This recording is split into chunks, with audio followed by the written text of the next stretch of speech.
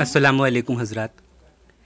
इस सीरीज़ के पिछले 2 पार्ट्स में हमने हज़रत उस्मान रज़ी अल्लाहु अन्हु की शहादत से लेकर जमल के वाक़े तक के हालात को समझने की कोशिश की,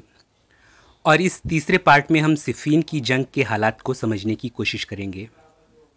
उसके पहले जमल के वाक़े के बारे में एक और गलतफ़हमी का जायज़ा लेना ठीक समझता हूँ कि बज़्ज़ार और अबू नुएम में हज़रत इब्न अब्बास रज़ी अल्लाहु अन्हु से रिवायत है कि आप सल्लल्लाहु अलैहि वसल्लम ने एक पेशीनगोई फरमाई थी कि मेरी कोई एक बीवी सुर्ख ऊँट पर निकलेगी और उस पर हवाब के कुत्ते भौंकेंगे और मेरी बीवी के गिर्द लोग मारे जाएंगे और मेरी बीवी छुटकारा पाएगी जबकि वो कत्ल होने वाली होगी। कहते हैं हवाब उस पानी का नाम था जिसके करीब जमल का वाक़या हुआ। अब यहाँ कुछ लोग हज़रत आयशा को मुजरिम ठहराने के लिए रिवायत ये लाते हैं कि हज़रत आयशा जमल के वाक़ये को याद करके पछताया करती थीं और कहा करती थीं कि मैंने आप सल्लल्लाहु अलैहि वसल्लम की बात नहीं मानी, मैंने बिद्दत की। हालांकि इस रिवायत की चेन कमज़ोर है और ये पछतावे वाला कौल हज़रत आयशा रज़ी अल्लाहु अन्हा से साबित ही नहीं है।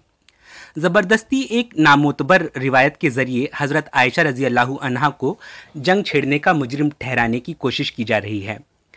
जबकि हज़रत आयशा रज़ी अल्लाहु अन्हा को सबाइयों ने जंग में धकेलने की नाकाम कोशिश की थी और आयशा रज़ी अल्लाहु अन्हा को हज़रत अली रज़ी अल्लाहु अन्हु ने ही वहाँ से बचाया था। नबी सल्लल्लाहु अलैहि वसल्लम की पेशीनगोई बेशक पूरी हुई। हवाब के करीब मौजूद कुत्ते भी आयशा रज़ी अल्लाहु अन्हा पर भौंके, यानी आयशा रज़ी अल्लाहु अन्हा का कत्ल करने को सबाई ये इल्ज़ाम लगाते दौड़ रहे थे कि आयशा ने बागी होकर हज़रत अली रज़ी अल्लाहु अन्हु से जंग छेड़ दी है और बागी को कत्ल कर देना चाहिए।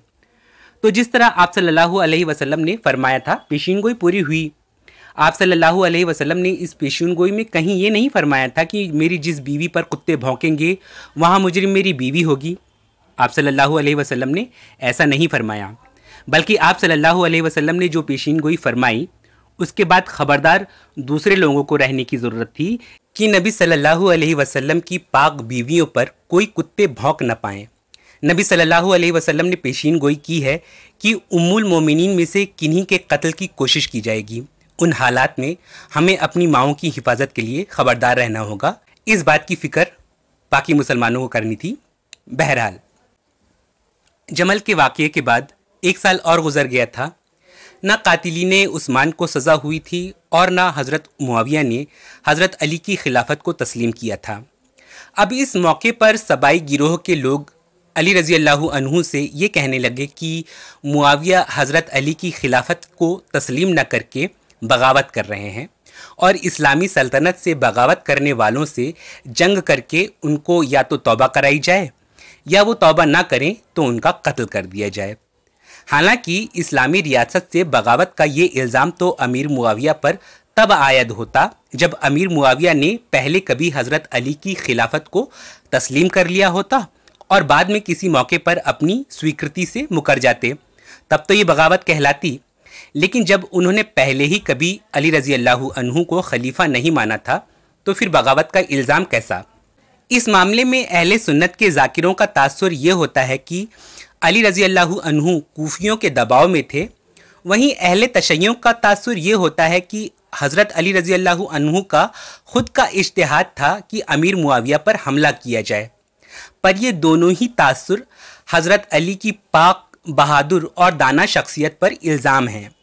वो इसलिए कि अली रज़ी अल्लाहु अन्हु जानते थे कि अमीर मुआविया का कंसर्न उस्मान रज़ी अल्लाहु अन्हु के कातिलों की सज़ा है, जो कंसर्न सही है। और आप सल्लल्लाहु अलैहि वसल्लम सहाबा को बार बार ख़बरदार करके गए थे कि मेरे बाद आपस में कत्लो गारत में मुलव्विस होकर जाहिलियत यानी कुफ्र पर न लौट जाना। ऐसे में अली रज़ी अल्लाहु अन्हु जो नबी सल्लल्लाहु अलैहि वसल्लम के बेहतरीन सहाबी थे, वो नबी की चेतावनी की परवाह न करके नबी सल्लल्लाहु अलैहि वसल्लम के दूसरे सहाबी यानी अमीर मुआविया पर हमला कैसे कर सकते थे, जबकि अली रज़ी अल्लाहु अन्हु को मालूम था कि अमीर मुआविया का मुतालबा गलत नहीं है। और कूफियों के दबाव वाली बात भी हज़रत अली रज़ी अल्लाहु अन्हु पर तोहमत है, क्योंकि अली रज़ी अल्लाहु अन्हु जैसा बहादुर इंसान जो अपनी बहादुरी के सबब असदुल्लाह یعنی اللہ کے شیر ہونے کا خطاب پایا ہوا ہو، اس کے لیے آپ یہ خیال کریں کہ وہ چند پرفتن لوگوں کے دباؤ میں آ کر مسلمانوں پر حملہ کر دے گا اور انگنت صحابیوں کو ناحق قتل ہونے دے گا، یہ بھی قطعی ممکن نہیں۔ اور صفین کی جنگ میں ہزاروں صحابیوں کی شہادت کے دعوے بھی محض افسانہ ہیں کہ صدیوں بعد کون گننے بیٹھ رہا ہے کہ کتنے لوگ شہید ہوئے، کچھ بھی قصہ سنا دو۔ جنگی صفین کے معاملے میں آپ یہ دیکھیں کہ جب یہ جنگ شروع ہوئی تو امیر معاویہ کی طرف سے ہتھیار ڈال دیے گئے اور پھر فیصلہ بھی امیر معاویہ کے حق میں ہو گیا، جبکہ اب تک حضرت علی رضی اللہ عنہ کی منشا سے بے خبر رہے امیر معاویہ، جو یہ سمجھتے تھے کہ حضرت علی کوفیوں کے دباؤ میں ہیں، انہیں تو کوفیوں کا جم کر کے مقابلہ کرنا چاہیے تھا کہ اگر میں سرنڈر بھی کروں گا تو کوفی پھر بھی سزا کے طور پر میری جان لے سکتے ہیں، کیونکہ سارا کنٹرول تو کوفیوں کا ہی ہے۔ لیکن حیرت انگیز طور پر معاویہ نے سرنڈر بھی کر دیا اور جنگ کا فیصلہ بھی امیر معاویہ کی طرف جھکتا ہوا ہو گیا۔ یہ سرنڈر تبھی ممکن تھا جب امیر معاویہ کو یہ بھروسہ ہو کہ جنگ میں ہارنے کے باوجود انہیں کوفیوں کے رحم و کرم پر نہیں چھوڑا جائے گا، جب امیر معاویہ کو یہ بھروسہ ہو کہ علی رضی اللہ عنہ کوفیوں کے دباؤ میں نہیں ہیں اور علی رضی اللہ عنہ قاتلین عثمان کو سزا بھی ضرور دیں گے۔ ان باتوں کا اطمینان نہ رہنے پر ہی امیر معاویہ نے حضرت علی کی خلافت کو قبولہ نہیں تھا، اور ان باتوں کا اطمینان ہو جانے پر ہی وہ حضرت علی کی خلافت کو بھی تسلیم کر لیتے اور جنگ میں ہتھیار بھی ڈال دیتے۔ حضرت علی رضی اللہ عنہ نے ضرور ہی ایک خط کے ذریعے تمام حالات اور اپنی منشا سے امیر معاویہ کو آگاہ کیا ہے۔ نبی کے صحابہ آپس میں قتل و غارت میں نہ پڑیں، اس بات کا خیال حضرت علی رضی اللہ عنہ کو بے حد شدت سے تھا، اس لیے انہوں نے امیر معاویہ کو پوشیدہ طور پر بتایا ہی ہوگا کہ کس لیے ابھی میں کوفیوں کے کہے پر چل رہا ہوں اور آپس میں لڑ کر ہم کو نہ ان سازشی لوگوں کے پھندے میں پھنسنا ہے، نہ آپ صلی اللہ علیہ وسلم کی چیتاونی کو اندیکھا کرنا ہے۔ سو آپ اپنی طرف سے ہتھیار نہ اٹھائیے گا اور میں اپنی طرف سے خود کو یا کسی ایسے حکم کو چنوں گا جو آپ کے حق میں فیصلہ کریں۔ اور پھر یہی ہوا۔ روایات میں ہے کہ امیر معاویہ کے سرنڈر کرنے کے باوجود حضرت علی نے اپنے ساتھ موجود سبائیوں سے کہا کہ ہمیں جنگ جاری رکھنی چاہیے۔ سبائیوں نے اس کے الٹ جنگ بندی کا فیصلہ کیا۔ حضرت علی رضی اللہ عنہ نے اپنی طرف سے جس حکم کا چناؤ کیا، سبائیوں نے اس کا ویرودھ کر کے دوسرا حکم طے کیا۔ اصل میں 2 سال ان سب سبائیوں کے ساتھ میں رہتے ہوئے حضرت علی رضی اللہ عنہ ان کی خصلت سے اچھی طرح واقف ہو چکے تھے کہ یہ سبائی ہر مقام پر مجھ سے الٹ بات ہی کہیں گے۔ سو حضرت علی رضی اللہ عنہ نے اس طریقے سے اپنی بات منوائی کہ سبائیوں کو یہی لگا کہ سب کچھ ان سبائیوں کی مرضی سے ہو رہا ہے۔ لیکن پھر یہ ہوا کہ حضرت علی رضی اللہ عنہ کی طرف کے حکم نے حضرت علی رضی اللہ عنہ کو اپدستھ کرنے کا فیصلہ سنایا، لیکن امیر معاویہ کی طرف کے حکم نے معاویہ کو ان کے پد پر قائم رکھا۔ سازشی سبائی ہاتھ ملتے رہ گئے کہ ہم کرنے کیا چلے تھے اور ہو کیا گیا۔ یہاں وہ بڑے جوش و خروش سے صحابہ کے بیچ خون خرابہ مچانے آئے تھے، اور یہاں یہ ہوا کہ بات پھر وہیں کی وہیں رہ گئی،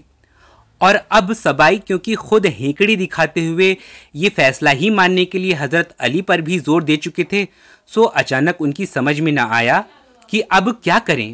وہ آپس میں چخ بخ کرتے کوفہ لوٹ گئے اور امیر معاویہ دمشق لوٹ گئے۔ اب اس میں جب حضرت معاویہ اور حضرت علی کے مابین فیصلہ کن جنگ ہوئی، جنگ صفین جسے کہتے ہیں، اس موقع پر حضرت معاویہ کی طرف سے ایک آفر آئی، قرآن مجید کو نیزے پر اٹھا کر لوگوں نے کہا کہ یہ خونریزی بند کر دو، ہم قرآن کا فیصلہ ماننے کو تیار ہیں۔ حضرت علی دیکھ رہے تھے کہ یہ اصل میں میری فتح کو شکست سے بدلنے کا پروگرام ہے، تقریباً فتح میری ہو چکی ہے، لیکن یہ جو طبقہ تھا یہ انہوں نے کہا نہیں، بڑی ٹھیک بات کہہ رہے ہیں، وہ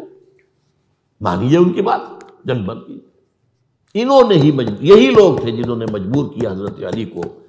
کہ وہ تحکیم پر رضامند ہو جائے۔ اس کے بعد تحکیم میں جو معاملہ ہوا، حضرت علی حضرت عبداللہ ابن عباس کو اپنی طرف سے حکم بنانا چاہتے تھے، یہ اڑ گئے نہیں۔ یہ اکھڑ اڑ جانے والے لوگ اور یہی اصل قوت تھے،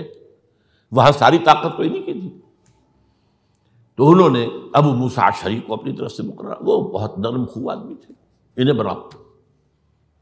بہرحال جو بھی بات طے ہوئی، اب تاریخ کی روایتوں میں اختلاف ہو سکتا ہے، کہا یہ جاتا ہے کہ طے تو یہ ہوا تھا حکمین کے مابین، ادھر سے ابو موسیٰ اشعری، ادھر سے عمرو بن العاص رضی اللہ تعالی عنہما، کہ آپ اپنے جو کلائنٹ ہیں حضرت علی، آپ انہیں معزول کر دیجئے، میں معاویہ کو معزول کر دیتا ہوں، پھر جو ہے مسلمان فیصلہ کر لیں کسی اور کی عبادت۔